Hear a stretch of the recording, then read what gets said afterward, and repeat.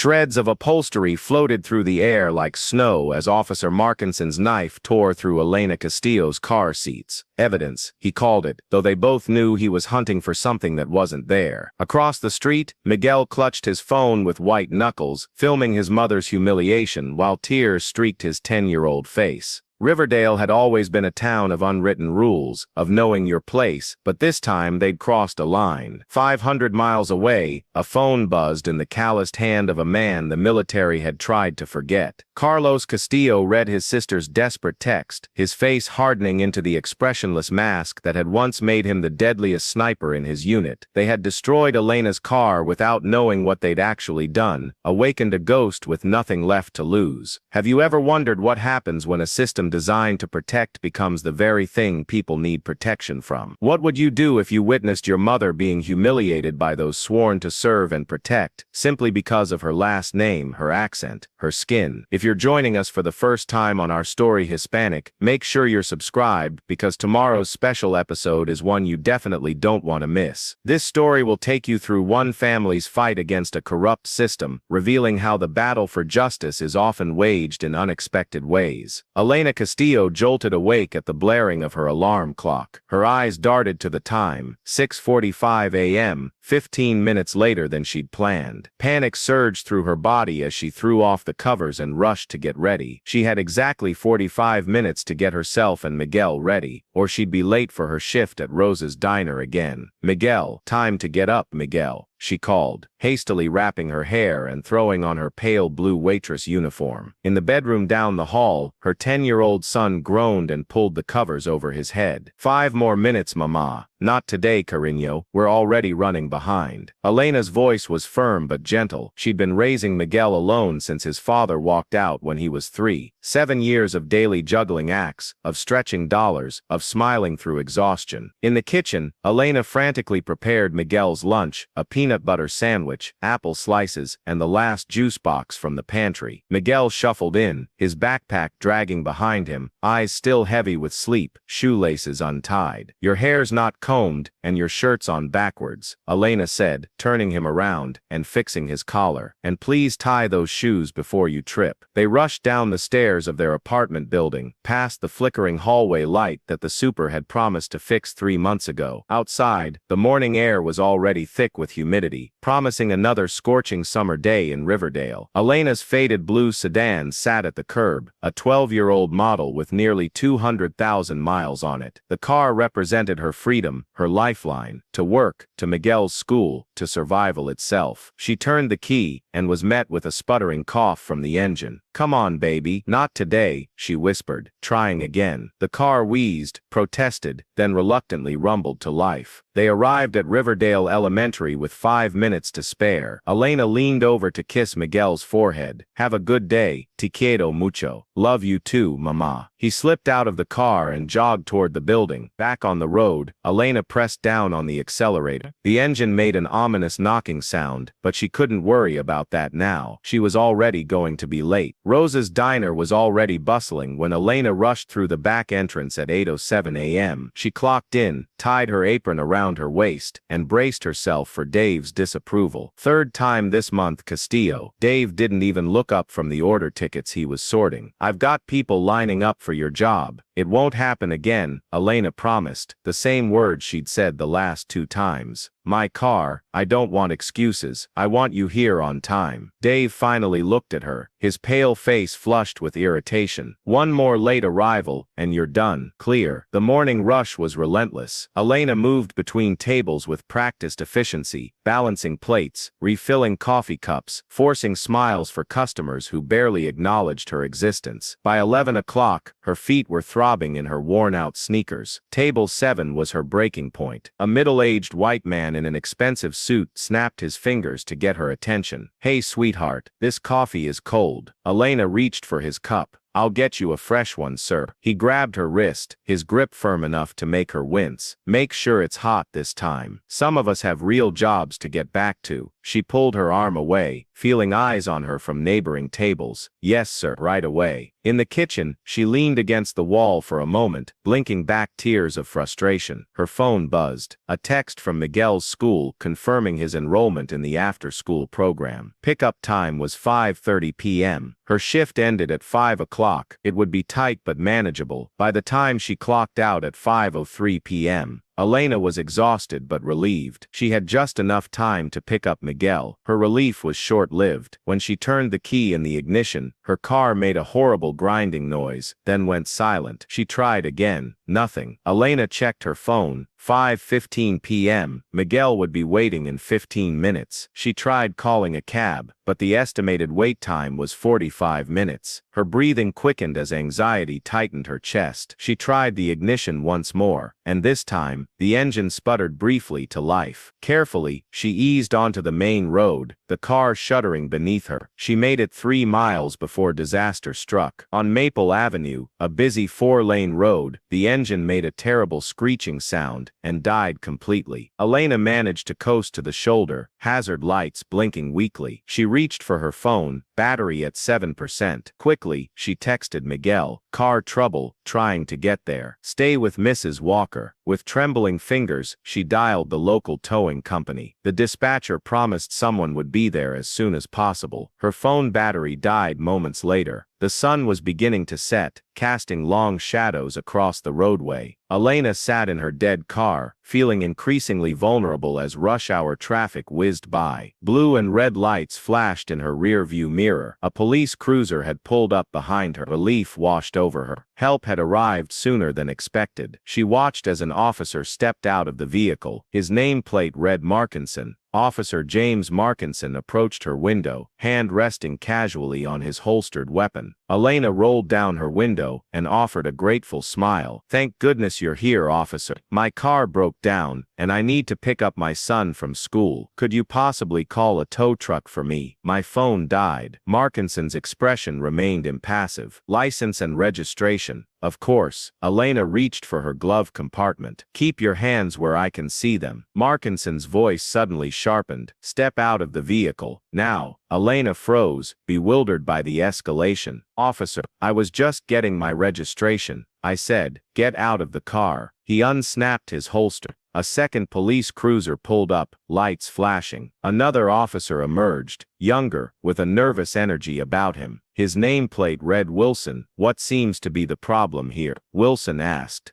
"Possibly stolen vehicle," Markinson replied, though Elena had yet to show him any documentation. "Subject is being uncooperative." "Stolen." Elena's voice rose in disbelief. "This is my car. I've owned it for 6 years." Across the street, Elena spotted a familiar figure, Miguel, walking along the sidewalk, his backpack bouncing against his small frame. He must have started walking when she didn't show up. His eyes widened as he took in the scene. "Miguel, stay there," Elena called out, panic rising in her voice. Markinson spun around, hand now drawing his weapon. "Who are you talking to?" "My son. He's right there." "Please, he's just a child. Control your kid," Markinson snapped before turning back to Elena. "Turn around. Hands behind your back." "What? Why?" Elena couldn't believe what was happening. "I haven't done anything wrong. Last warning. Turn around." Elena complied, her entire body trembling. "Please, my son is watching. Don't do this in front of him." But Markinson wasn't listening. He grabbed her wrists roughly and slammed her forward onto the hood of her car. The metal was still hot from the engine, burning against her cheek. "Mama!" Miguel's scream cut through the air. He started running toward them. "Stay back."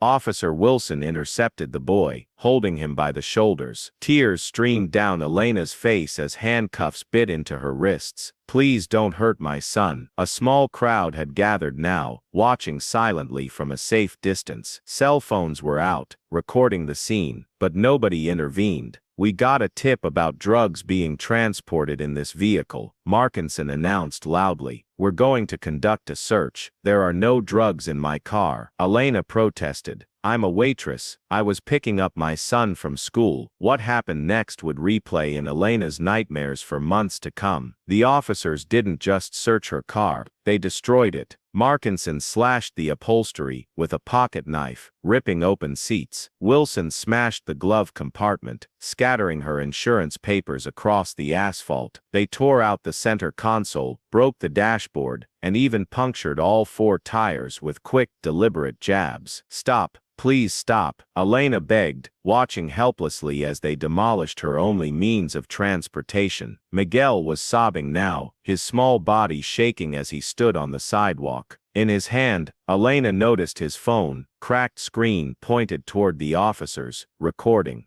After 15 minutes of methodical destruction, the search concluded. No drugs were found, as Elena knew would be the case. Markinson approached her again, leaning in close. His breath was hot against her ear as he whispered, "Tell your kind to stay in line. This isn't your neighborhood." He uncuffed her with deliberate roughness. "You're free to go, but this vehicle is being impounded as evidence." "Evidence of what?" Elena asked, rubbing her wrists. "You found nothing. Resisting an officer. Potential drug trafficking." Markinson smirked. "My body cam malfunctioned, so it'll be your word against mine." A tow truck arrived. Not the one Elena had called, but one summoned by the officers. The driver avoided making eye contact as he hooked up her mutilated car. "You can retrieve your vehicle from the impound lot after paying the appropriate fees," Wilson informed her mechanically. "Have a nice day, ma'am." The officers departed, leaving Elena and Miguel standing on the side of the road. The crowd dispersed quickly, no one offering help or acknowledging what they'd witnessed. Miguel ran to his mother, burying his face in her waitress uniform.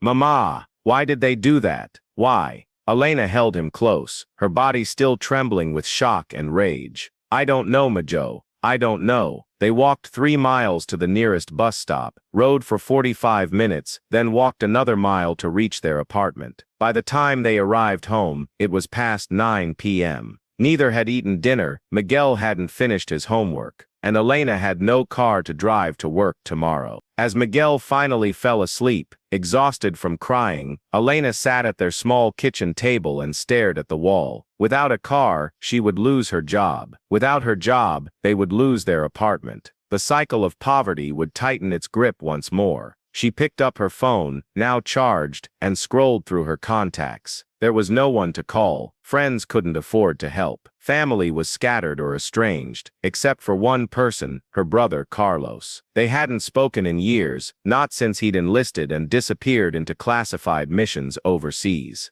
As midnight approached, Elena composed a text, fingers hesitating over the send button. Pride warred with necessity. Necessity 1.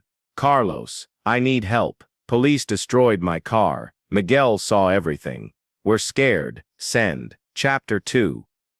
The Ghost returns. A Greyhound bus pulled into the station in a neighboring city. Among the few passengers disembarking was a rugged Hispanic man in his mid-30s. He wore faded military cargo pants and a plain black t-shirt. A duffel bag was slung over one shoulder. Carlos Castillo stepped off the bus and squinted in the harsh fluorescent lighting of the station. His face bore the weathered look of someone who had seen too much. He lit a cigarette and took a long drag, scanning his surroundings with the hyper-vigilance of a man accustomed to danger. "Excuse me," he asked a passing janitor. "How far to Riverdale from here?" "About 20 miles south," the janitor replied.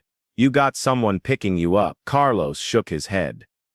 "No, nobody knows I'm coming." The knock on Elena's apartment door came at 2:17 a.m. 3 sharp raps, precise and deliberate. She was still awake, too wired from the day's trauma to sleep. "Who is it?" she called, one hand on the baseball bat she kept by the door. "It's me." 2 simple words in a deep, gravelly voice she hadn't heard in years. Before Elena could respond, Miguel had woken up and approached the door. "Who's there, Mama?" Elena unlocked the door, keeping the chain in place, and opened it a crack. The face that greeted her was both familiar and strange, her brother's features, but hard and scarred, eyes that had seen things she couldn't imagine. Miguel peered around her, his face transforming from sleepy confusion to wide-eyed recognition. "Tio Carlos." Carlos's stern expression softened slightly as he looked down at his nephew. "Hey, little man, you've grown." Elena unlatched the chain and opened the door fully. Her expression was a complex mixture of relief, concern, and guarded suspicion. "Carlos, It's been 5 years. 4 years, 8 months, Carlos corrected, stepping inside with the precise movements of a man always aware of his surroundings. His eyes scanned the apartment, taking in exits, windows, potential threats. A habit formed in war zones, Miguel was suddenly wide awake, staring at his uncle with a mixture of awe and uncertainty. The boy had been 6 when Carlos last visited, right before his final deployment. "Why don't you go back to bed, Miguel? You have school tomorrow," Elena suggested gently. "But Mama, it's okay, buddy," Carlos interjected. "I'll be here in the morning."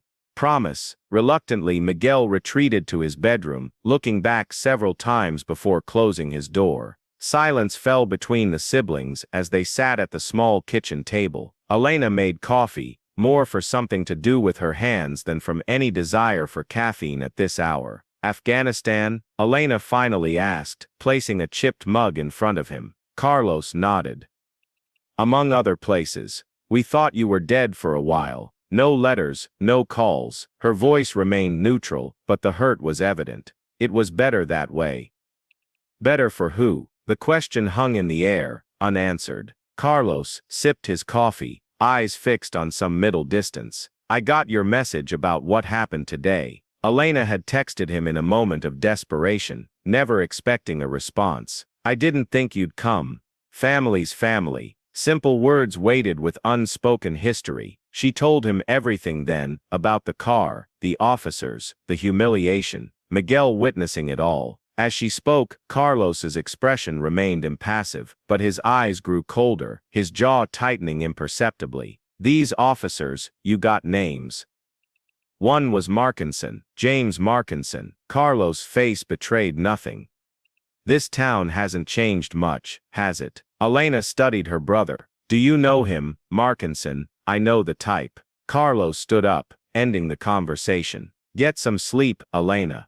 Things will look better in the morning." But they both knew it was a lie. Later, Carlos settled on the couch, refusing Elena's offer of her bed. After she retired to her room, he sat in darkness, staring at the wall. Sleep came reluctantly, and when it did, it brought the ghosts. In his dream, he was back in a remote Afghan village. The mission had gone wrong. There was blood on his hands, screaming in the distance. A superior officer telling him, "This never happened, Castillo. Understand?" Then the scene shifted to a military courtroom, accusations flying, his service record being torn apart. The word dishonorable echoing like a gunshot. Carlos woke with a gasp, sweat soaking his shirt. He checked his watch. 5:30 a.m. Force of habit had him surveying the room, cataloging exits, potential weapons, threats. It took a moment to remember he was in his sister's apartment, not a combat zone. By the time Elena and Miguel emerged for breakfast, Carlos had showered and was preparing eggs and toast in the small kitchen. "Tio Carlos, were you really a sniper?" Miguel asked through a mouthful of eggs, eyes wide with childlike fascination. Elena shot her son a warning look. "Miguel, that's not." "It's okay," Carlos interrupted, setting his own plate down. "Yes, I was, but that's not something to romanticize. It was a job."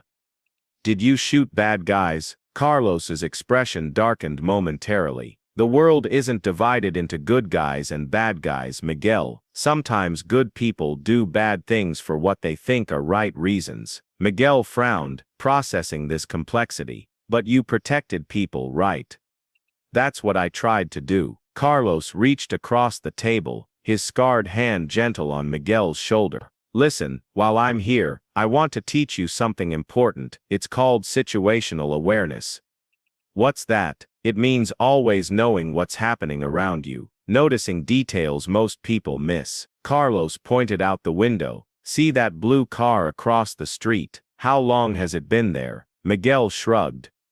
"I don't know." "That's okay, but from now on, I want you to start noticing the cars on your street, the people who don't belong, exits in every room you enter.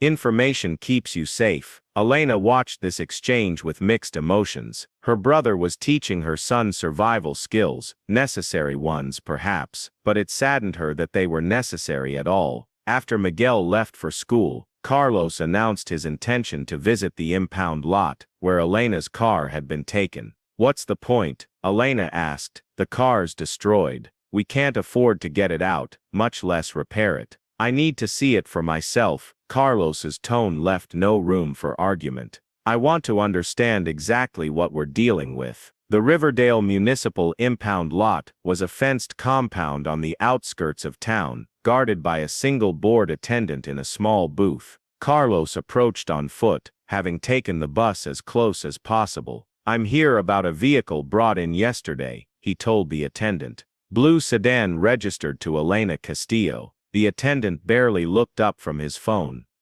Family only, and there's a $500 release fee, plus daily storage. I'm her brother Carlos Castillo. He slid his ID through the small opening in the booth's window. The attendant glanced at it, then made a call. After a brief conversation, he hung up and returned the ID. Sorry, that vehicle's on hold. Police investigation. Carlos had expected this. Can I at least see it, assess the damage?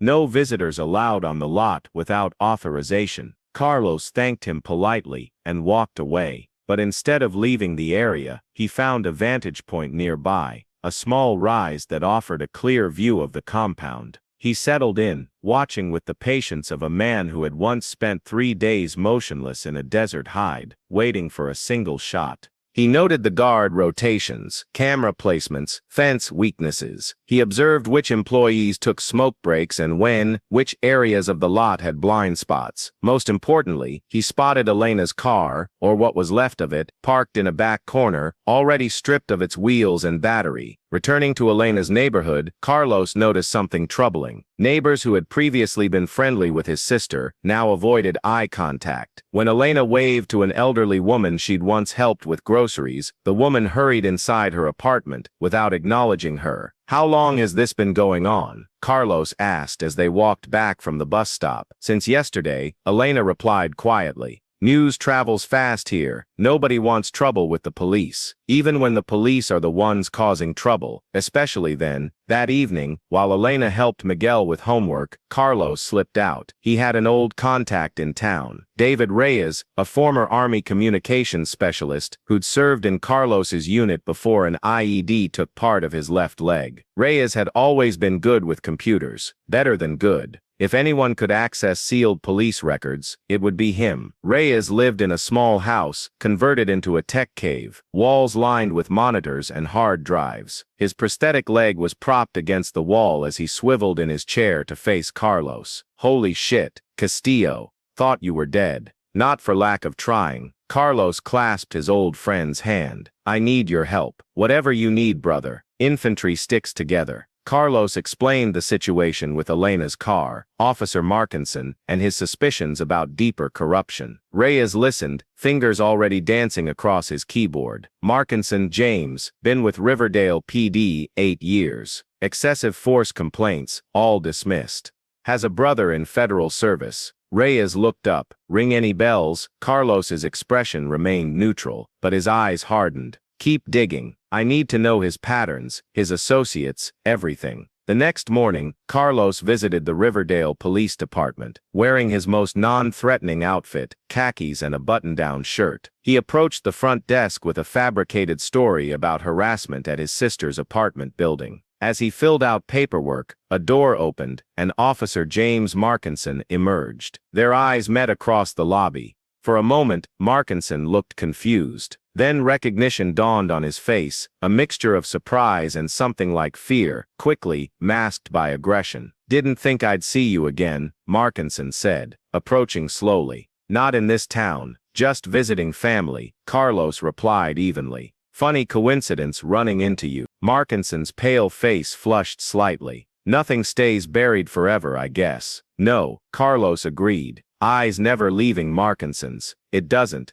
The tension between them was palpable, years of history compressed into that brief exchange. Markinson was the first to break eye contact, muttering something about being on patrol as he hurried out. That night, as Miguel slept, Elena confronted her brother in the kitchen. What was that between you and Markinson? And don't tell me it's nothing. I saw your face when I mentioned his name. Carlos was silent for a long moment. We went to high school together, and senior year football championship, I was quarterback. He was on the opposing team's defense. I embarrassed him on a play, broke his tackle, scored the winning touchdown. Carlos's voice was flat, recounting facts rather than emotions. After the game, he and some friends jumped me in the parking lot, put me in the hospital. My God, Carlos, that's not all. He said things while they were beating me. The kind of things you don't forget. Carlos's jaw tightened. I heard he tried to join the army after graduation, but washed out of basic training. Couldn't handle it. Elena absorbed this information, connecting dots. So what happened yesterday was personal. He recognized your last name. Castillo isn't common around here, but you've been gone for years. Why would he? Some hatreds don't need reasons to stay alive. They just do. Carlos stood up, ending the conversation. I need to get something from storage. I'll be back. The storage unit was on the edge of town, one of those anonymous facilities where people keep the things they can't let go of, but don't want to look at every day. Carlos unlocked Unit 247 and pulled up the metal door. Inside was a single item, a military footlocker secured with heavy padlocks. He knelt beside it, entering a combination that his fingers remembered even after years.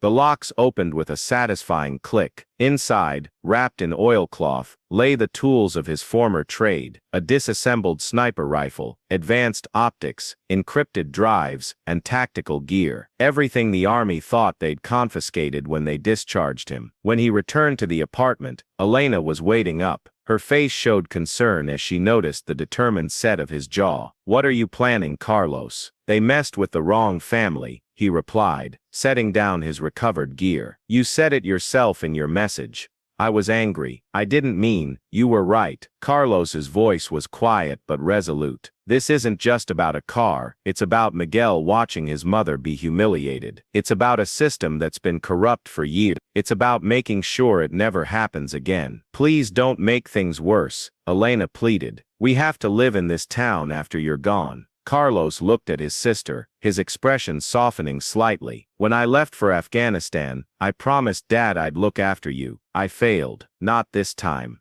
Outside, in a police cruiser parked 2 blocks away, Officer Markinson sat watching the apartment building. Radio silent, eyes fixed on the 3rd-floor window where Carlos's shadow moved behind the curtains. His knuckles were white on the steering wheel, his breathing uneven. You shouldn't have come back, he whispered to himself, reaching for his phone to make a call. You really shouldn't have come back. Chapter 3, Beneath the Surface. The morning after Carlos's confrontation with Markinson at the police station, he left before dawn. Elena found only a hastily scribbled note. Back tonight, lock the doors. With Miguel at school, the apartment felt eerily quiet, the silence broken only by the occasional ping of her phone as job rejections rolled in. Without a car, her options were severely limited. Across town, Carlos was conducting what military intelligence would call a reconnaissance mission. He'd spent the early hours tracking a tow truck from the municipal impound lot, following at a safe distance as it made its way to an industrial area on the outskirts of Riverdale. The truck pulled into a large warehouse with rusted siding and a faded sign reading Premium Auto Parts. Carlos parked his borrowed car, courtesy of Reyes, half a block away, and observed through compact binoculars. The driver unloaded a vehicle that had clearly been in an accident, its front end crumpled. But what caught Carlos's attention was the blue sedan being worked on inside the open warehouse door. Elena's car. Even from this distance, he could see it was already being dismantled. The doors had been removed, the remaining tires taken off, and a worker was spraying the frame with primer, preparing it for a new color. A vehicle reported as evidence in an ongoing investigation shouldn't be here being stripped for parts. As Carlos shifted position for a better view, a Hispanic man in coveralls emerged from behind the building, lighting a cigarette. He leaned against the wall, watching Carlos with unconcealed suspicion. After a moment, he approached, looking for something.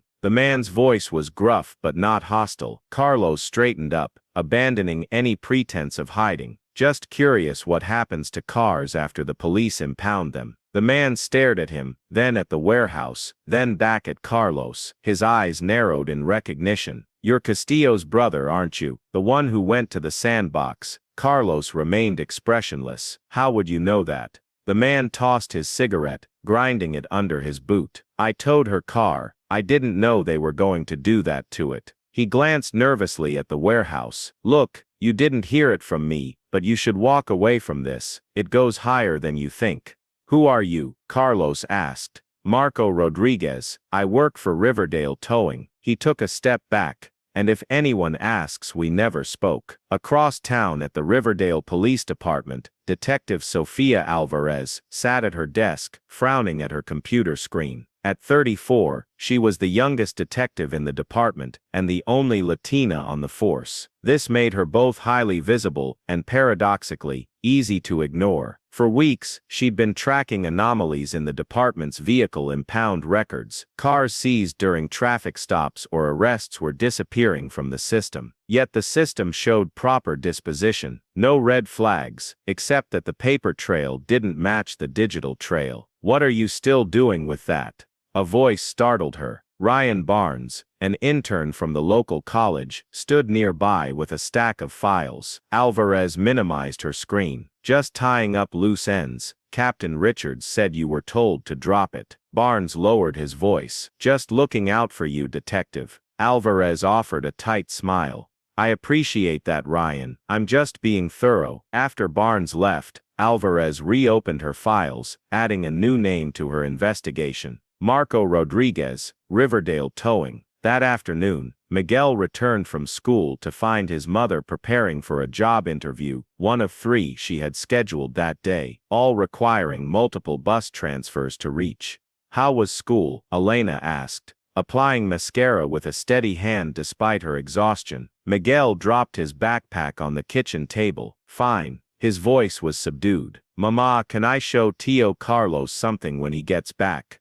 "What is it, Mijo?" Miguel pulled out his phone, the screen even more cracked now, and pressed play on a video. "I recorded it when they were hurting you and destroying the car." Elena's hands froze. The video was shaky, clearly taken by a frightened child hiding behind a tree. But it captured everything. Markinson's unnecessary aggression, the violent search, even the moment he leaned in to whisper his threat to Elena. "Miguel, why didn't you tell me you had this?" "I was scared they would take it." His voice was small. "Can Tio Carlos use it to make them pay?" Elena hugged her son tightly, his courage bringing tears to her eyes. "This is important evidence, but it might not be enough by itself." Miguel looked up at his mother. "Mrs. Gonzalez might have more. Her doorbell camera faces the street where it happened." Elena had nearly forgotten about their elderly neighbor's Ring camera. Gloria Gonzalez, a retired teacher in her 70s, had installed it after a series of porch thefts last year. "After I finish my interviews, we'll go talk to her," Elena promised. That evening, Carlos returned to find Elena at the kitchen table, a new USB drive in front of her. Her planned interviews had yielded nothing, but her visit to Mrs. Gonzalez had been surprisingly productive. "She was scared," Elena explained, "but she believes in doing what's right. She gave me this footage from her doorbell camera. It shows everything from a distance, including Markinson telling the other officer to switch off his body cam." Carlos plugged the drive into his laptop. The footage was clear, capturing the entire incident from an elevated angle across the street. Combined with Miguel's close-up video, it told a damning story.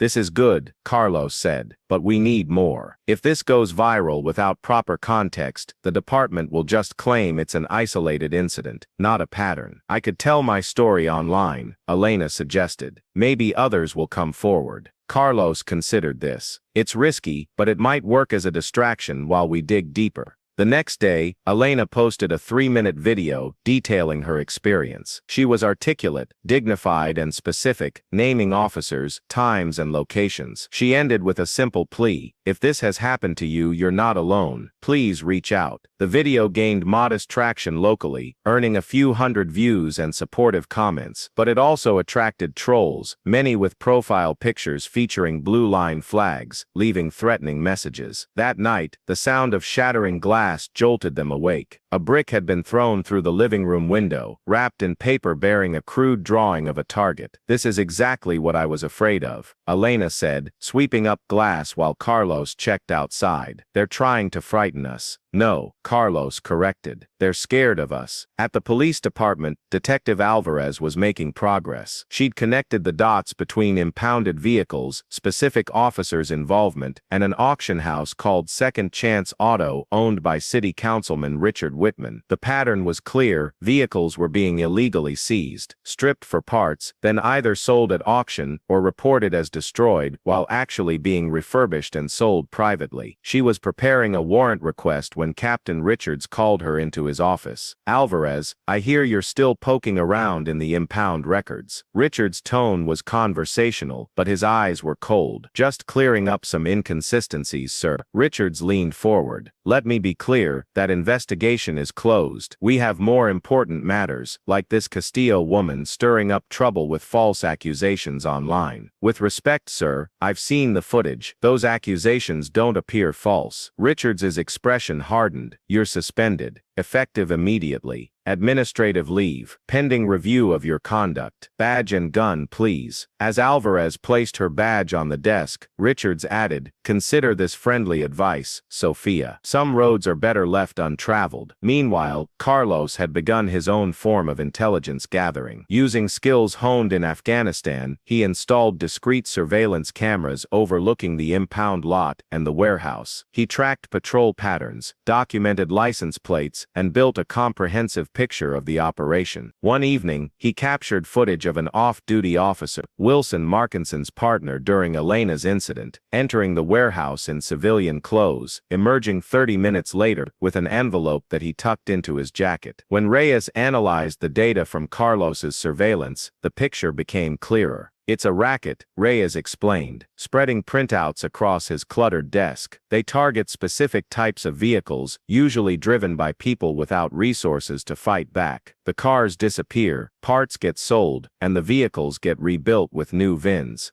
"Who's running it?" Carlos asked. "That's the interesting part." Reyes pulled up a financial chart. "Money flows from the auction house to shell companies, then to offshore accounts, then back to companies owned by city officials. It's laundering 101 but effective." That night, as Elena helped Miguel with homework, Carlos sat on the apartment balcony, smoking a rare cigarette. The past weighed heavily on him, the things he'd seen and done in service to a country that now viewed him as a disgrace. Elena joined him, wrapping her cardigan tightly against the evening chill. "You never told me what really happened, why you were discharged." Carlos took a long drag, the ember glowing orange in the darkness. "Our unit was supporting a CIA operation near the Pakistan border, supposedly targeting insurgents. But I realized we were actually providing security for a weapons sale, American arms going to local warlords. That's not what you signed up for." "No." Carlos's voice was flat. "When I reported it up the chain, suddenly I was facing murder charges. A CIA operative was found dead, shot from a distance only a skilled sniper could manage. Did you know? But it didn't matter. They had my rifle, my position recorded on GPS. The choice was simple: accept a dishonorable discharge, or face a military trial, where all the evidence was stacked against me." Elena placed a hand on her brother's arm.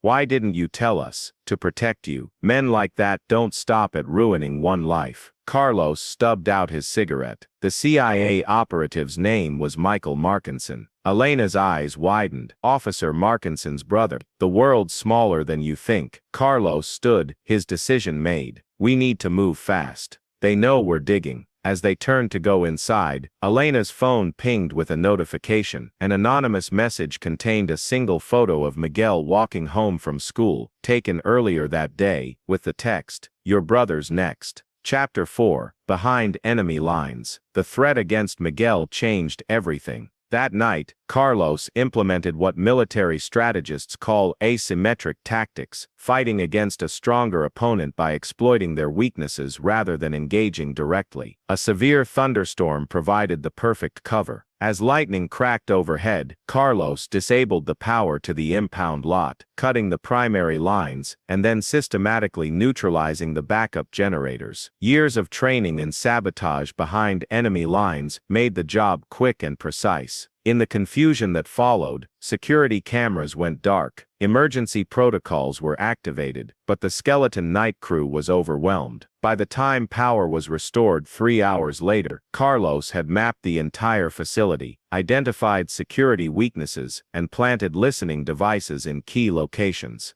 "You're playing a dangerous game," Marco Rodriguez warned when Carlos approached him the next day. They met at a diner 20 miles outside Riverdale, where neither would be recognized. "I'm not playing anything," Carlos replied. "They threatened my nephew." Marco's face hardened. "Kids should be off limits." He slid a USB drive across the table. "Invoices, delivery schedules, contact lists. I've done wrong, but I'm not dirty like them. Why help me now? Because I've got a son too." Marco looked away. "And because what they did to your sister's car wasn't right. They normally just take them, they don't destroy them in front of kids." Across town, Detective Alvarez was cleaning out her desk when her phone rang. A blocked number. "Detective Alvarez, this is Sofia Alvarez. This is Elena Castillo. I think we need to talk." They met at a coffee shop near the community college, away from police hangouts. Alvarez, still in civilian clothes with her badge absent, listened as Elena shared Miguel's video and Mrs. Gonzalez's footage. "I've been building a case for months," Alvarez admitted, "but they shut me down yesterday. Suspended because I was getting close, because the whole system is compromised." Alvarez showed Elena her findings: phone logs linking Captain Richards to the auction house, financial records connecting both to Councilman Whitman, and a pattern of over 300 illegally seized vehicles. "What can we do?" Elena asked. "Officially, nothing. I'm suspended." Alvarez's expression hardened. "Unofficially, I still have friends in the state prosecutor's office, but we need more concrete evidence, the kind that can't be buried." As they spoke, Elena's video was gaining traction online. A local Hispanic advocacy group called Riverdale Justice Coalition had shared it, adding context about similar incidents in the community. The precinct issued a statement painting Elena as emotionally unstable and claiming the video was heavily edited, but the damage was done. People were watching, questioning, demanding answers. The pressure was building, and Markinson felt it. That afternoon, he followed Miguel as the boy walked home from school. He kept his distance, staying in his personal vehicle, a black pickup truck with tinted windows, but his intention was clear: intimidation. What Markinson didn't expect was Carlos. A block from the school, Carlos emerged from between two buildings, cutting off Markinson's truck. With the precision of a combat veteran, he approached the driver's side, his movements fluid and controlled. Markinson reached for his off-duty weapon, but Carlos was faster, yanking open the door and disarming him in one smooth motion. "Following children now, Officer Markinson." Carlos's voice was calm, his grip on Markinson's wrist just tight enough to cause pain without leaving marks. "This is assault on a police officer." Markinson sputtered, his confidence evaporating. "No, this is a concerned uncle having a friendly chat." Carlos leaned closer. "If I see you near my nephew again, we'll have a different conversation, one you won't walk away from." Markinson's face flushed with anger and fear. "Your kind always resorts to threats." "My kind? You mean decorated veterans?" Carlos released Markinson's wrist and stepped back. "Drive away." Now, Miguel had witnessed the confrontation from a distance. When Carlos reached him, the boy was trembling. "Was that one of them? The officers from that day?" "Yes, but he won't bother you again." Carlos placed a reassuring hand on Miguel's shoulder. "You okay?" Miguel's eyes welled with tears. "I just want things to go back to normal. Mama's sad all the time, and people at school are talking about us." Carlos knelt to eye level with his nephew. "Sometimes things have to get worse before they get better. But I promise you this, I'm not leaving until your mom is safe. You're safe, and those responsible are held accountable." That night, Carlos intercepted Markinson's patrol car on a quiet road, using a simple distraction technique to force him to pull over. What followed wasn't pretty. A brief but brutal confrontation that left Markinson with a bloody nose and a clear message. "You have two choices," Carlos told him, pinning the officer against his own vehicle. "Confess to what you've been doing, or I start releasing evidence piece by piece. Your career, your freedom, gone. You've got nothing." Markinson sneered, blood dripping down his chin. "I have everything. The warehouse, the auctions, the kickbacks, your brother's connections that keep it all quiet." Carlos tightened his grip. I even have the offshore account numbers. How much is that house in Palm Beach treating you? The color drained from Markinson's face. You're bluffing. Try me. Carlos released him and walked away, leaving Markinson shaken and uncertain. Meanwhile, Alvarez was facing her own pressure. Captain Richards had arranged a meeting with her and the police union representative, offering a promotion to sergeant and a transfer to a prestigious department in exchange for her silence. It's a good deal, Sophia, the union rep urged. Clean slate, fresh start, significant pay increase, and all I have to do is forget about hundreds of citizens being robbed by the people sworn to protect them. Alvarez stood up. No, thank you. That night, her apartment was ransacked. Nothing was stolen, but the message was clear: back off or face consequences. Instead of cowering, Alvarez doubled down. She contacted her source at the state prosecutor's office, sharing everything she had gathered. Gloria Gonzalez had been watching events unfold from her apartment window. At 76, she had lived in Riverdale her entire life and had seen patterns of injustice repeat themselves decade after decade. When a local journalist reached out following Elena's video, she made her decision. I've been silent too long, she told the reporter, her voice steady despite her nervousness. What happened to that young woman and her son was a disgrace to our community. I have footage from my security camera that shows the entire incident. The journalist was skeptical. Ma'am, are you sure you want to get involved? These are serious accusations against police officers. Mrs. Gonzalez's spine straightened. Decades of teaching unruly children, giving her unexpected courage. Young man, I taught school in this town for 42 years. I've watched good people stay quiet while bad things happen. Not this time. The journalist's story ran the next day, featuring Mrs. Gonzalez's clear, damning footage. The response was immediate. Phone calls flooded the police department, the mayor's office, and the local news station. Social media exploded with demands for accountability. Just as momentum was building, disaster struck. Elena and Miguel returned from a community meeting to find their apartment building surrounded by fire trucks.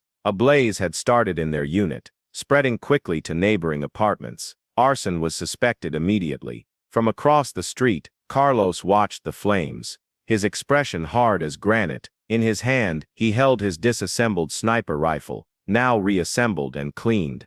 The time for subtle tactics was over. It's time, he said to himself, turning to walk into the shadows. They've left me no choice. Chapter 5. The reckoning. Smoke still hung in the air as Carlos led Elena and Miguel away from their burning apartment building. Neighbors stood in shocked clusters on the street, some crying, others angrily demanding answers from the firefighters. The blaze had been contained to 3 units. But Elena's apartment was completely destroyed, all their possessions gone, reduced to ash and melted plastic. Where will we go? Miguel asked, his voice small, clutching his backpack, the only possession he'd managed to save. I have a place, Carlos answered, guiding them toward a waiting car where Rez sat behind the wheel. Somewhere they won't find us. 2 hours later, they arrived at a small cabin nestled in dense woods about 30 miles outside Riverdale. The structure was simple but solid. 1 bedroom, a main living area with a pull-out couch, and a kitchenette. Solar panels on the roof provided minimal electricity, and a generator stood ready for backup.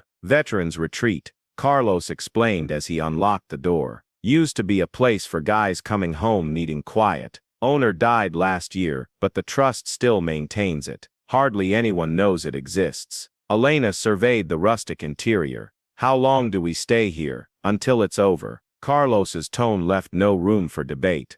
They've escalated to arson. Next time could be worse. Miguel explored the cabin with curious eyes, his resilience remarkable despite the trauma of the past days. He found a deck of cards in a drawer and a few paperback novels on a shelf, small comforts in their temporary exile. That night, after Miguel had fallen asleep on the pull-out couch, Elena found Carlos on the porch, cleaning his rifle with practiced precision. What's the plan now? She asked, wrapping herself in a borrowed blanket against the night chill. Digital warfare first. Carlos continued his methodical work. Rez has been compiling everything: Marco's documents, surveillance footage, financial records. Tomorrow we start releasing it under an anonymous account, piece by piece. You're talking about doxing police officers. I'm talking about exposing criminals. Carlos's hands never paused in their work. Public pressure is our most powerful weapon right now.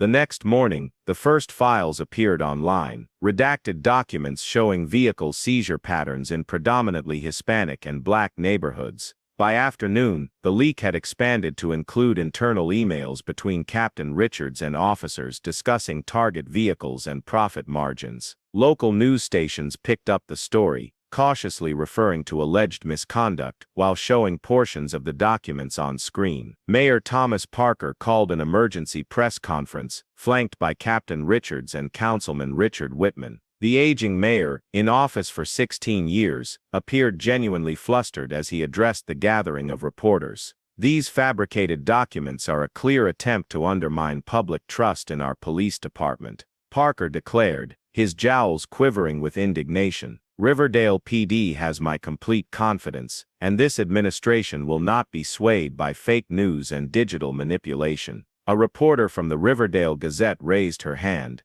Mayor Parker, what about the video evidence from multiple sources showing Officer Markinson destroying Miss Castillo's vehicle? Is that fabricated as well? That incident is under internal investigation. Captain Richards interjected smoothly. We cannot comment on an ongoing investigation, but I assure you that the Riverdale Police Department holds its officers to the highest standards of conduct. As the press conference continued, Marco Rodriguez sat in his apartment across town, watching with growing unease. His phone had been ringing all day, calls from the towing company, from Officer Wilson, from a number he recognized as Captain Richards' private line. He'd ignored them all. Marco's hands trembled slightly as he set up his laptop camera. He'd made his decision during a sleepless night, weighing his complicity against his conscience. For 3 years he'd been a part of the scheme, towing cars on command, looking the other way when vehicles disappeared from the lot, accepting cash bonuses for special jobs. My name is Marco Rodriguez, he began, looking directly into the camera.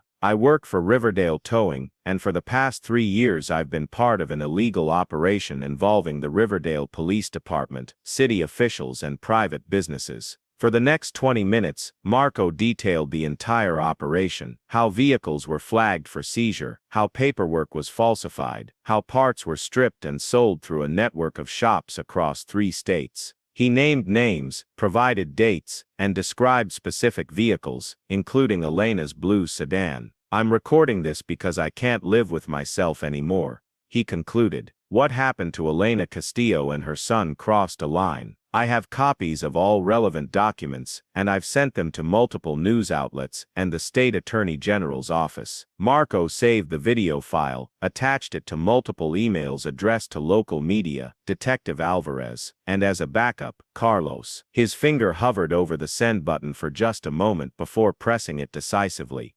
Meanwhile, at the veteran's cabin, Reyes had arrived with supplies and new burner phones. The tech specialist had set up a makeshift command center on the dining table, 3 laptops, a satellite internet connection, and various electronic devices Carlos couldn't identify. We've got movement, Reyes announced, pointing to one of the screens. Richards just called an emergency meeting at the station. Closed doors, senior officers only. They're panicking. Carlos nodded with grim satisfaction. What about our insider? Alvarez is good. She's already shared everything with the state attorney's office and her contacts at the FBI. They're hesitant to move without more concrete evidence, but she's pushing. Miguel had been listening quietly from the corner where he was pretending to read. Is Detective Alvarez going to be okay? They already broke into her apartment. Carlos and Elena exchanged concerned glances. Miguel was absorbing everything, processing the danger with maturity beyond his years. She's tough, Carlos assured him, and smart. She's staying with friends, changing locations every night. The truth was more complicated. Sofia Alvarez was indeed moving between safe houses, but the strain was showing. Earlier that day, she'd noticed a black SUV following her from her friend's apartment to a coffee shop. The same vehicle appeared again when she left for a meeting with her lawyer. She'd managed to lose the tail, but the message was clear. They were watching, waiting for her to make a mistake. Alvarez knew the risks when she'd committed to this fight. As the daughter of Mexican immigrants and the sister of a young man who died in police custody 10 years earlier, she joined the force with clear eyes and a burning desire to change the system from within. Now that system was turning against her, but she had prepared for this moment. Every piece of evidence was backed up,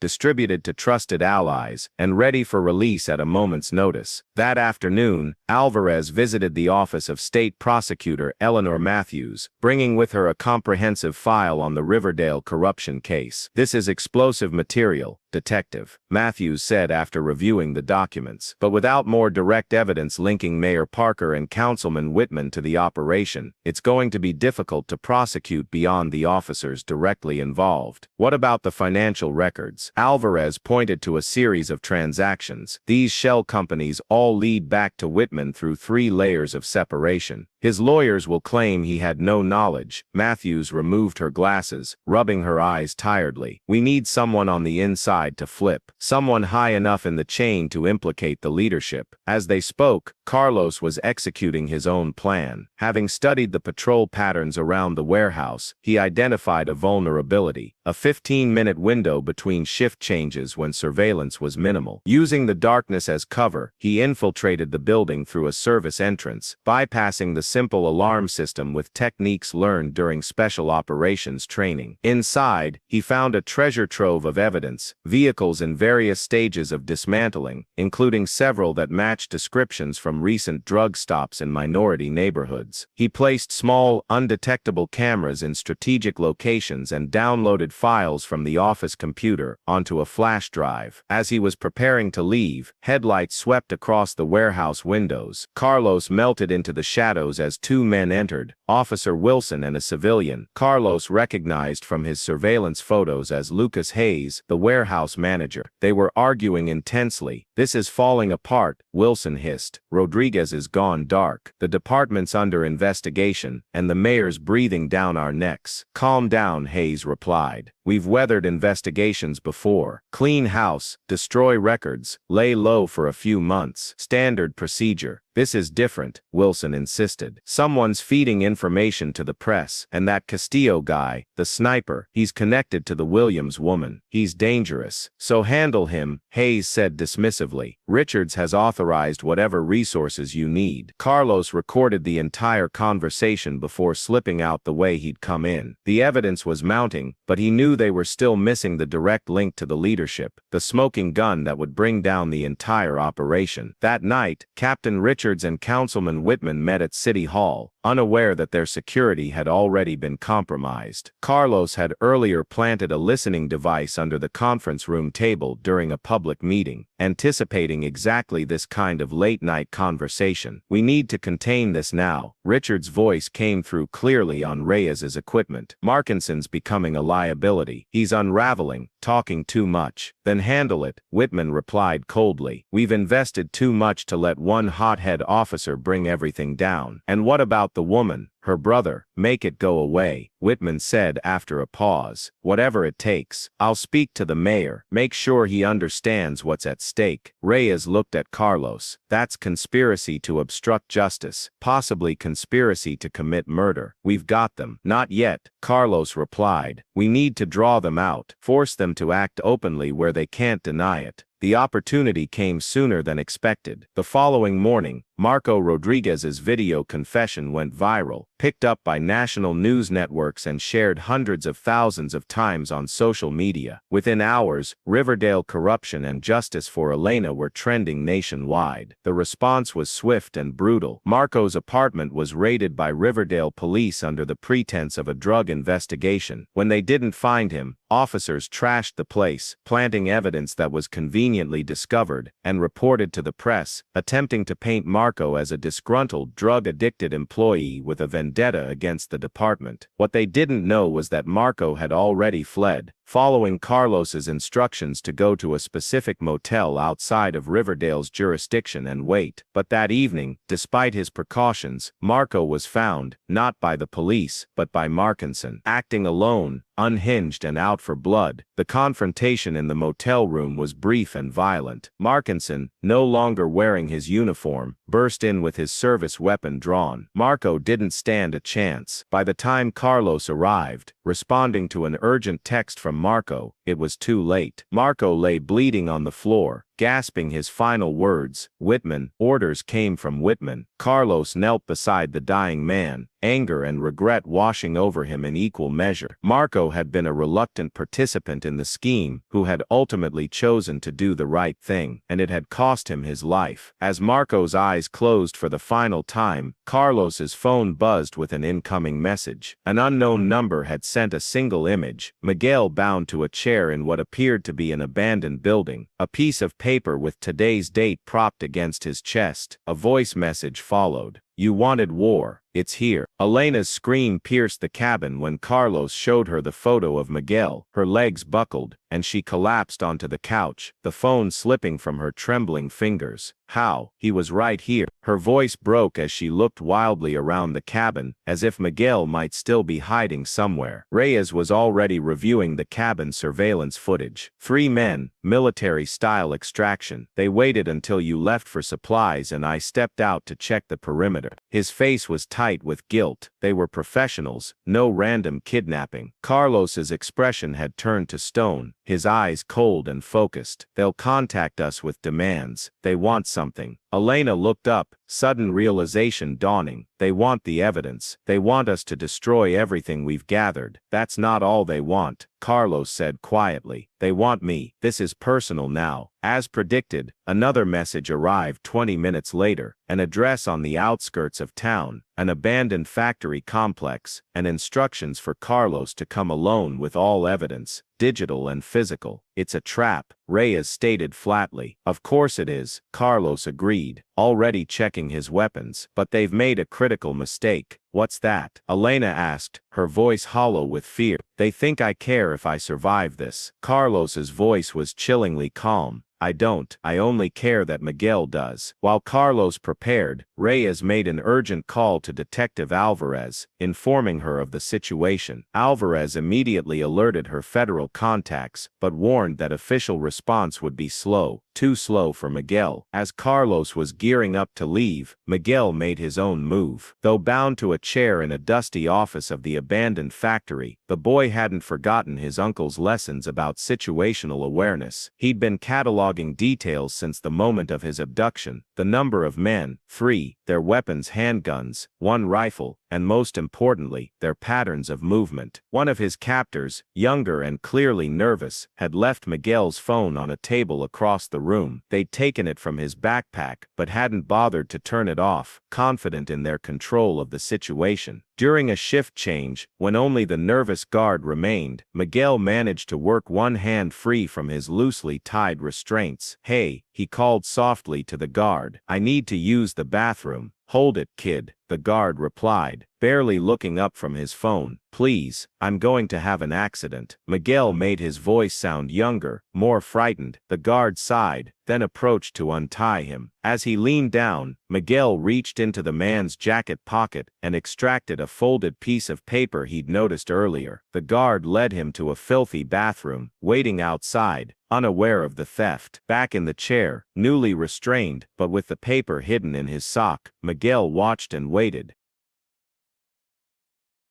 When all 3 guards stepped out for a cigarette break, leaving him momentarily alone, he stretched his leg out far enough to reach his fallen backpack with his toe. Dragging it closer, he managed to extract a printed photo that had been stuffed in a side pocket. It was a picture of his uncle, a military photograph showing Carlos in combat gear standing over a fallen man in civilian clothing. Blood pooled around the man's head, and Carlos's expression was cold, professional.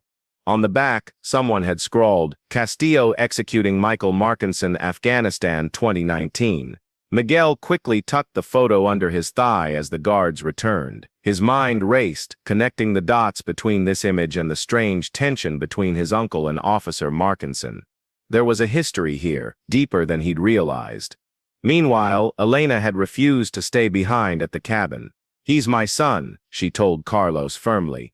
"I'm coming with you. They'll kill you both if they get the chance. Then we make sure they don't get the chance." Her eyes burned with a mother's fierce determination. They developed a plan. While Carlos would appear to surrender himself at the main entrance, Elena and Reyes would approach from different angles, using the confusion to locate and extract Miguel. Alvarez would position herself nearby with her federal contacts on standby, ready to move in once Miguel was safe. Meanwhile, back at the cabin before leaving, Carlos had shown Elena something that changed everything: an encrypted drive containing classified files he'd smuggled out of Afghanistan. Among them was body camera footage from the day Michael Markinson died. Footage proving that Carlos had not killed him. He was running a side operation selling weapons to local warlords, Carlos explained. "When I discovered it, he tried to have me killed. The shot that killed him came from his own team, a cleanup operation to silence him when they realized I had evidence." Elena stared at her brother in shock. "Why didn't you use this to clear your name?" "Because it implicated high-level CIA operatives and military contractors. They buried it, and I accepted the dishonorable discharge to protect you and Miguel. If I'd fought it, they would have come after my family. And now Officer Markinson thinks you killed his brother. He knows I didn't," Carlos corrected. "But he needs someone to blame. And the rest of them, Richards, Whitman, they're using his vendetta to further their own goals." As the siblings finalized their rescue plan, Elena received a surprising call from Detective Alvarez. "We've got something," Alvarez said without preamble. Marco Rodriguez's confession video reached the governor. He's authorized a state police task force to investigate the Riverdale PD, effective immediately. "That's good news, but it won't help Miguel right now," Elena replied, her voice tight with worry. "Maybe it will," Alvarez countered. "The authorization includes emergency powers to supersede local jurisdiction. I've briefed them on the kidnapping. They're mobilizing, but they'll need time to get into position." "How much time?" 2 hours minimum." Elena looked at Carlos, who had been listening. He shook his head. "Too long. We move now." As darkness fell, they approached the abandoned factory complex from 3 different directions. Carlos, wearing a tactical vest and armed with both his sidearm and sniper rifle, took the most direct route to the main entrance. Elena circled to the eastern loading docks, guided by Reyes through an earpiece. Reyes himself approached from the south, using the cover of old storage tanks to mask his approach. Inside the factory office, Miguel had made his move. During another guard rotation, he'd managed to reach his phone with his foot, dragging it close enough to activate the emergency SOS feature. 3 quick presses of the power button, the phone silently sent his location to emergency services and to Elena's phone as a designated emergency contact. Officer Markinson arrived at the factory, his face haggard from lack of sleep and excessive drinking. He burst into the office where Miguel was held. "Where's your uncle?" he demanded, looming over the boy. "I don't know," Miguel replied, meeting his gaze with surprising steadiness. "Don't lie to me, kid." Markinson grabbed Miguel's chair, leaning in close enough that Miguel could smell alcohol on his breath. "Your uncle murdered my brother. He left him to die in the dirt like an animal." "You're wrong," Miguel said quietly. "I saw the proof." Markinson's eyes narrowed. "What proof?" "The real footage, the one that shows who really killed your brother." Markinson's face contorted with rage and confusion. He raised his hand as if to strike Miguel, but another guard intervened. "Easy, officer, the kid's just trying to get under your skin." Outside, Carlos had reached the main entrance. 2 armed men waited for him, their weapons trained on his approach. "That's far enough, Castillo," one called out. "Hands where we can see them." Carlos complied, slowly raising his hands. "I'm here for the boy. No one else needs to get hurt. Captain Richards wants to talk to you first." Inside a makeshift command center in what had once been the factory manager's office, Captain Richards and Councilman Whitman were watching the security camera feed showing Carlos's surrender. "He came alone," Richards observed. "Doesn't seem like him." "He's a soldier," Whitman replied, dismissively.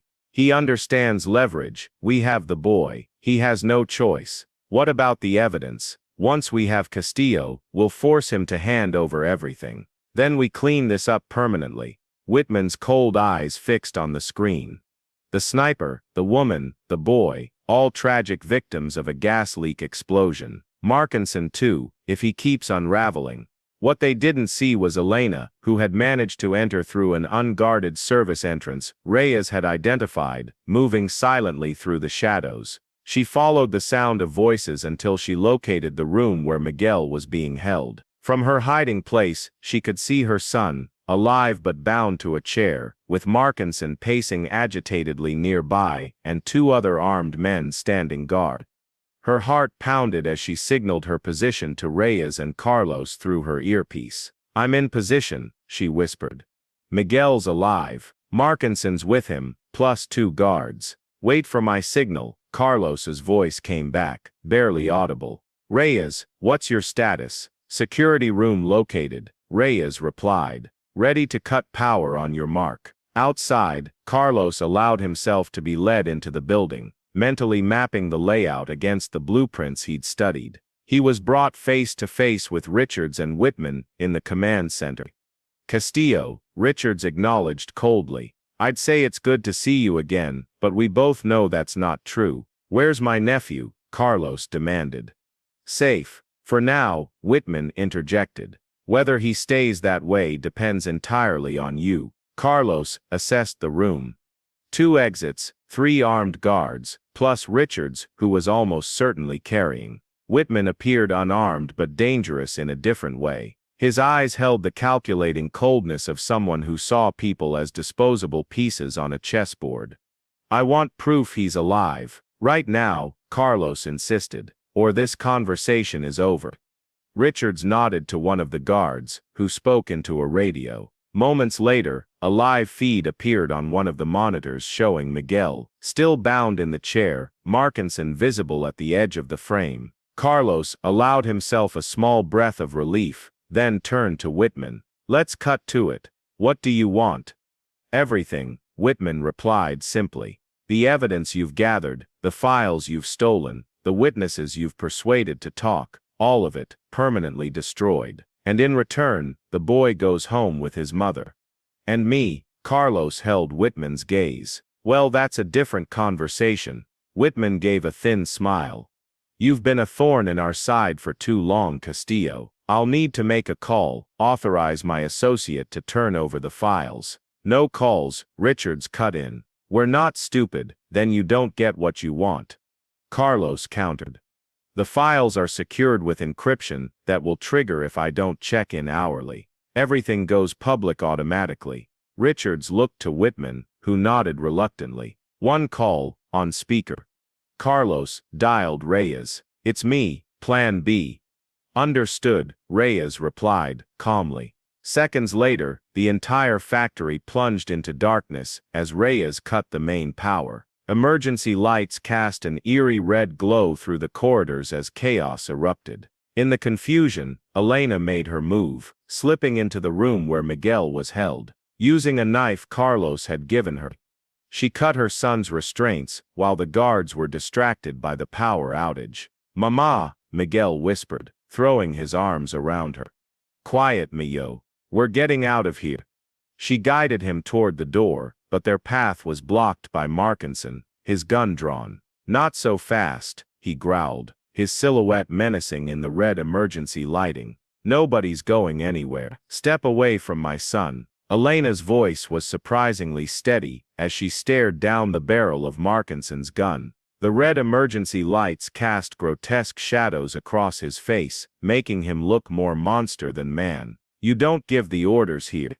Markinson snarled. His hand trembled slightly, whether from rage or the alcohol on his breath, Elena couldn't tell. Miguel stepped forward, placing himself partially between his mother and the officer. "There's something you need to know about your brother." "Miguel, no." Elena tried to pull him back. "I saw the real video," Miguel continued, his young voice clear and insistent. "Tio Carlos didn't kill him. His own team did." Markinson's eyes widened, a flicker of doubt crossing his face before hardening again. Lying won't save you. It's in my backpack. Miguel pointed to where his bag lay on the floor. The picture in the paper with the codes to access the full video. Your brother was selling weapons. They killed him to cover it up. Markinson's attention shifted momentarily to the backpack, just long enough for Elena to act. She lunged forward, driving her shoulder into his midsection with all her strength. The gun discharged, the bullet embedding itself in the ceiling as they both crashed to the floor. "Run, Miguel." Elena screamed, fighting to keep Markinson's gun hand pinned. Miguel darted for the door but stopped when he saw the two guards returning, drawn by the gunshot. He was trapped. At that exact moment, the emergency lights went out too. Briggs had cut the backup power. In the pitch darkness, a single shot rang out, followed by a heavy thud. When dim light from a tactical flashlight cut through the darkness seconds later, one guard lay motionless on the floor. Carlos stood in the doorway, his silenced pistol still smoking. "Miguel, to me now." Miguel ran to his uncle while Elena continued struggling with Markinson. The remaining guard reached for his weapon, but Carlos was faster, placing a perfectly aimed shot through the man's shoulder. The guard collapsed, howling in pain. Carlos moved to help Elena, but she had already gained the upper hand, slamming Markinson's wrist against the concrete floor until his gun clattered away. She scrambled to retrieve it, backing away with the weapon now trained on Markinson. "You won't shoot me," Markinson taunted, slowly getting to his feet, despite the blood trickling from a cut on his forehead. "You don't have it in you." "You're right," Elena replied, her aim never wavering. "But I don't need to shoot you. I just need to keep you here until the state police arrive." Markinson's expression changed, the reality of his situation sinking in. "State police, governor's orders." Carlos confirmed, his voice cold. Marco's confession video went viral. "It's over, Markinson." Chapter 6. The reckoning. Elsewhere in the building, Richards and Whitman were in panicked motion, gathering documents and hard drives from the makeshift command center. "We need to go now," Richards urged, shoving files into a duffel bag. "Castillo's obviously not alone. This could be a raid." "What about the boy? The evidence?" Whitman demanded, his usual composure cracking. "Forget them. We need to reach my boat. From there we can make it to international waters. Figure out our next move." They rushed down a darkened corridor toward a rear exit, guided only by Richard's flashlight. As they reached a junction, the beam illuminated a figure blocking their path. Detective Sofia Alvarez, her badge glinting in the light, her service weapon aimed steadily at them. "Police, drop the bags. Hands where I can see them." Richards reached for his gun, but Alvarez was prepared, firing a warning shot that echoed through the corridor.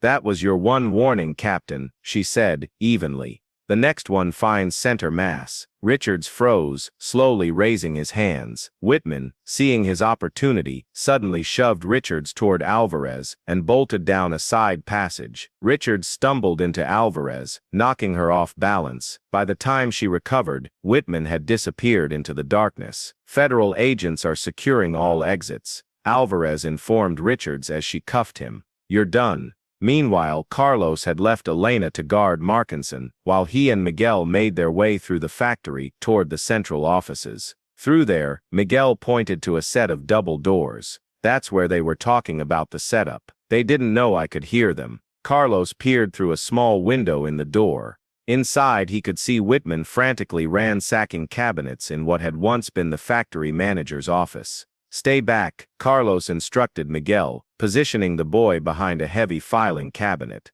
"No matter what happens, don't move until I come get you." Carlos entered silently, his footsteps masked by the sounds of Whitman's desperate search. The councilman was muttering to himself, shoving documents into a briefcase. When he turned and saw Carlos, he froze momentarily before forcing a politician's smile. "Castillo, I see you've managed to complicate things." He casually reached toward his jacket. "I wouldn't," Carlos warned, his weapon trained on Whitman's chest. "Your security is down. Richards is in custody. It's finished." "Nothing's ever truly finished," Whitman replied smoothly. "Men like us understand that. We're soldiers in different armies, that's all. There's always a way out, a deal to be made." "Not this time." Whitman's facade slipped, revealing the cold calculation beneath. "What do you want, Castillo? Money? Reinstatement?" Your record cleared. I can make all that happen with one phone call. I want justice for my sister. For every family your corrupt operation has victimized. A new voice joined the conversation, Ray's, entering through a side door. And we want the truth about Michael Markinson made public. Whitman's eyes darted between them, assessing odds, looking for leverage. The CIA would never allow that information to surface. Too many important people involved. Maybe not officially, Ray's replied, holding up a small device. But I've been broadcasting this entire conversation to multiple secure servers, including your admission about Michael Markinson and the CIA connection. For the first time, genuine fear flashed across Whitman's face. He lunged for a desk drawer, pulling out a concealed handgun. Carlos didn't hesitate. His training took over. A single shot echoed through the office, catching Whitman in the shoulder and spinning him against the wall. The councilman collapsed, clutching his bleeding wound, his weapon skittering across the floor. You should have taken the deal, Carlos said coldly, kicking the gun away. The factory was quickly filling with law enforcement, state police tactical units, FBI agents, even local officers who hadn't been part of the corruption. Reyes had contacted Alvarez the moment the power went out, and she had called in every resource available. As dawn broke over the abandoned factory, Elena stood with Miguel wrapped in a shock blanket, watching as Richards, Whitman, and Markinson were led out in handcuffs. News vans were already gathering outside the perimeter, hungry for the story of corruption and justice that was unfolding. Detective Alvarez approached them, exhaustion evident in her face, but satisfaction in her eyes. You're safe now, all of you.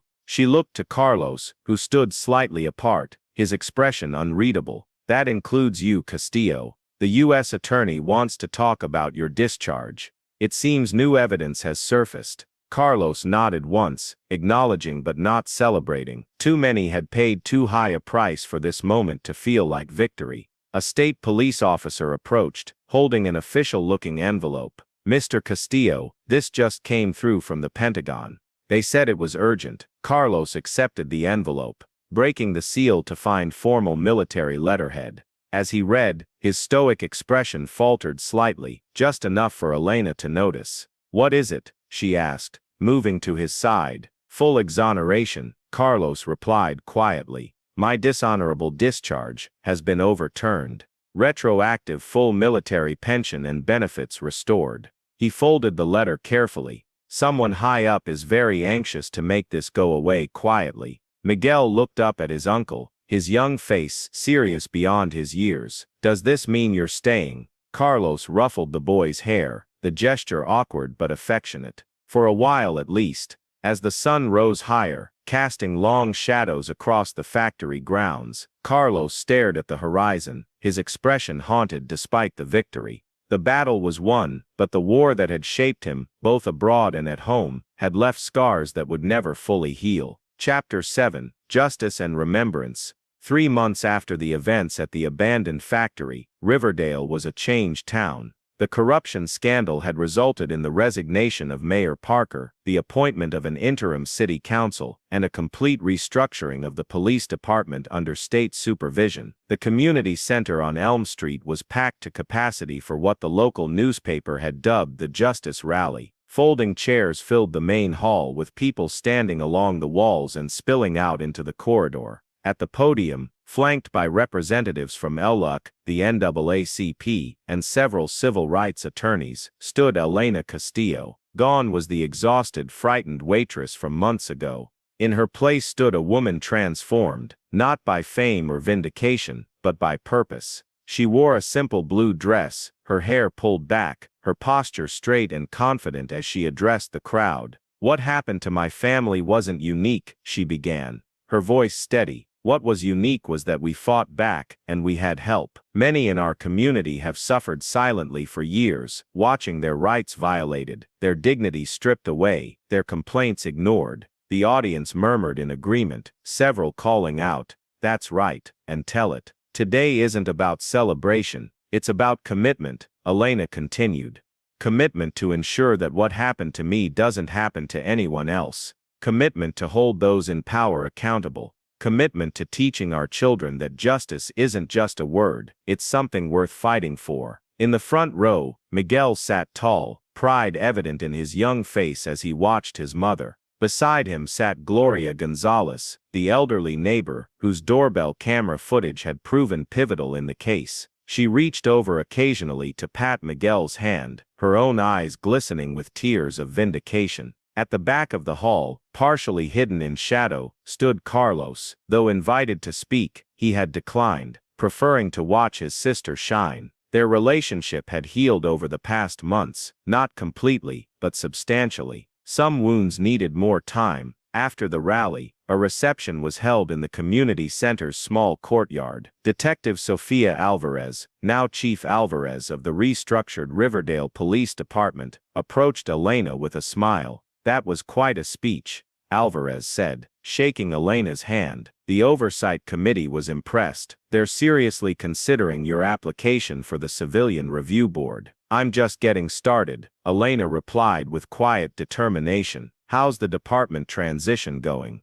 "Challenging. Rebuilding trust takes time, but we're making progress." Alvarez lowered her voice. "I've recommended body cameras that can't be switched off and independent review of all vehicle searches and seizures. The mayor approved and signed off this morning." Nearby, Miguel was surrounded by friends from school, recounting a carefully edited version of his ordeal. His status had shifted from kid whose mom got in trouble with the police to something approaching local hero, though Elena was careful to monitor the attention, concerned about its impact on him. One significant change was evident in Miguel's demeanor, a new confidence, a watchfulness that hadn't been there before. Carlos's lessons in situational awareness had taken root. For better or worse, the boy would never again view authority with blind trust, but neither had he become cynical. Instead, he developed a clear-eyed perspective that would serve him well in the years ahead. As afternoon faded into evening, the attendees gradually dispersed. Elena, Miguel, and Carlos walked together toward Elena's new car, a modest sedan purchased with part of the settlement from her civil suit against the city. "I got a letter today," Miguel announced as they drove, "from the Morales Foundation. They want to give me a full scholarship when I'm ready for college." "That's wonderful, Mio," Elena exclaimed, glancing at him in the rearview mirror. "They said my essay about what happened was the best they received." Miguel continued proudly. "They're even publishing it in their newsletter." Carlos turned slightly in the passenger seat. "What did you write about?" "About how sometimes the people who are supposed to protect you don't, and the people you hardly know step up instead. About how justice doesn't just happen, you have to make it happen." Elena's eyes met Carlos's briefly, a silent acknowledgement passing between them. Miguel had grown up too fast these past months, but perhaps he'd grown well. They drove to the courthouse where Markinson's trial had concluded that morning. Though they hadn't attended the proceedings, Elena had given her testimony days earlier. They wanted to witness this final chapter. As they pulled into the parking lot, Markinson was being led out in handcuffs, headed for a prison transport van. His face was gaunt, his former arrogance replaced by a hollow stare. When he spotted Carlos watching from the car, he paused momentarily, their eyes meeting across the distance. There was no triumph in Carlos's gaze, no gloating or satisfaction, only a quiet acknowledgement that justice, however imperfect, had finally been served. Markinson lowered his eyes first, allowing the officers to guide him into the van. 20 years, Elena said quietly as the van pulled away. For Marco's murder, for kidnapping, for corruption, Richards got 15. Whitman's trial starts next month, Carlos added. Will it be enough? Miguel asked from the back seat. It's a start, Carlos replied. Systems don't change overnight. The following week brought a surprising development. A letter arrived at Elena's new apartment bearing the presidential seal. Inside was a personal note thanking her for her courage in standing up to corruption and commending her commitment to community improvement. A separate letter addressed to Miguel praised his bravery and encouraged his interest in journalism. Notably absent was any mention of Carlos's role in the events. When Elena pointed this out, Carlos simply shrugged. Better that way. Some things belong in the shadows. That afternoon, Carlos drove to the small military cemetery, 40 miles from Riverdale. He walked among the headstones until he found the one he sought. Marcus Dominguez, a fellow Green Beret who had died in the same operation that had led to Carlos's disgrace. Dominguez had been the only one who'd stood by him, who believed his version of events about Michael Markinson. That loyalty had cost Dominguez his career and eventually his life. Carlos knelt beside the grave, placing his newly reinstated military insignia and dog tags on the headstone. "We finally did something right, brother," he said softly. "Not perfect, but right." As he walked back to his car, his phone rang, a number he didn't recognize, but a call he'd been half expecting. The voice on the other end was professional, clipped, clearly government, but deliberately vague. "Mr. Castillo, we'd like to discuss an opportunity with you, something off the books but important. Your country needs people with your particular skill set and moral compass." "I'm listening," Carlos replied, his expression giving nothing away. When he returned to Elena's apartment that evening, he found her on the balcony, watching Miguel ride his new bicycle around the complex. The boy waved enthusiastically each time he passed below, his face carefree in a way it hadn't been for months. "You're leaving again, aren't you?" Elena asked without turning around. She'd always been perceptive. "I have to." Carlos stood beside her, watching Miguel make another loop. "Some fights aren't over. Will you at least say goodbye to him this time?" "Yes," Carlos's voice softened. "And I'll come back. Not in 5 years. Much sooner." Elena studied her brother's face. "You found purpose again," something like that. He didn't elaborate, and she didn't press. Some secrets were safer kept. The next morning, Carlos was gone. His few possessions packed. His rental car no longer in the parking lot. Miguel found a small package on his bed, a compass with a note. "Always know where you're going. Always remember where you've been." Life gradually settled into a new normal for Elena and Miguel. She opened a small cafe called Second Chances near the community center, hiring local youth and formerly incarcerated individuals looking for a fresh start. Miguel threw himself into school, and his new passion for journalism, his article about the corruption scandal winning a statewide contest for young writers. Occasionally, Elena would catch glimpses of a familiar figure watching from a distance, at Miguel's school play, at the cafe's grand opening, at the community center's rebuilding ceremony. Carlos never approached, never made his presence known beyond that brief visual confirmation that he was still connected, still watching over them. One evening, as Miguel rode his bike past the newly rebuilt community center, Elena noticed a tall figure standing in the shadows across the street. For a moment, their eyes met, and Carlos offered a small nod before vanishing around the corner. "Peace comes in unexpected ways," Gloria Gonzalez had told Elena weeks earlier. "Sometimes through justice, sometimes through acceptance, sometimes just through knowing you're not alone in the fight." As the streetlights flickered on and Miguel made his way back toward her, Elena felt that peace settling over her. Fragile perhaps, hard-won, certainly, but real, nonetheless. The system hadn't been completely fixed, but it had been shaken, awareness had been raised, and in their own small corner of the world, justice had prevailed. For now, that was enough. What price are we willing to pay for justice in a system built to resist change? Carlos's war continues in the shadows, but Elena and Miguel's victory reminds us that even the most entrenched corruption can be challenged when we refuse to stay silent. If this story moved you, please like and subscribe to our story Hispanic for more tales of courage against impossible odds. We'd love to hear your thoughts in the comments below.